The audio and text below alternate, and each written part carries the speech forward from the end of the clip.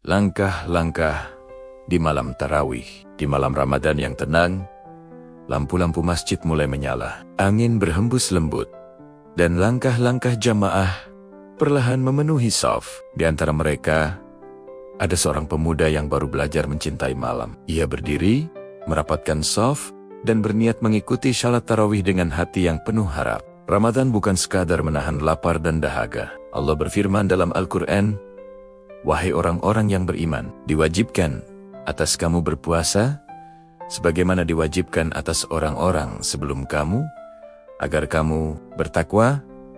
Surat Al-Baqarah ayat 183. Takwa itu tumbuh bukan hanya dari siang hari yang berpuasa, tetapi juga dari malam yang dihidupkan. Salat tarawih adalah salah satu cahaya di malam Ramadan. Ia bukan kewajiban, tetapi sunnah yang penuh kemuliaan. Rasulullah bersabda, "Barang siapa yang menghidupkan malam Ramadan karena iman dan mengharap pahala, maka diampuni dosa-dosanya yang telah lalu."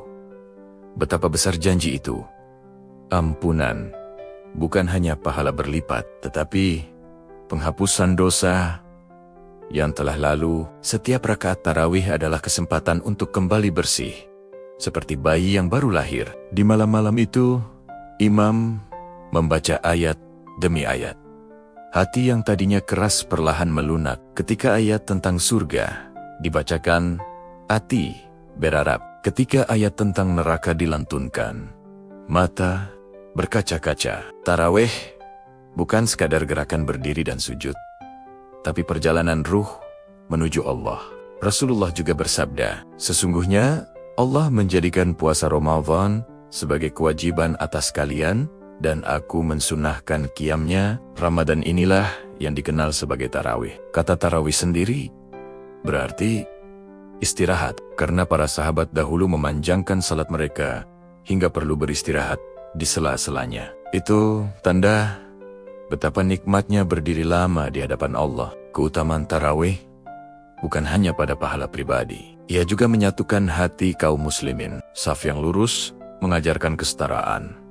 Yang kaya dan miskin berdiri sejajar. Yang tua dan muda sama-sama menengadahkan tangan, memohon ampun. Dalam Al-Quran, Allah berfirman, "Dan pada sebagian malam hari, bertahajudlah kamu sebagai suatu ibadah tambahan bagimu. Mudah-mudahan Tuhanmu mengangkatmu ke tempat yang terpuji." Surat Al-Isra ayat 79. Jika tahajud saja begitu mulia, maka bagaimana dengan qiyam di bulan Ramadan yang pahalanya dilipat gandakan?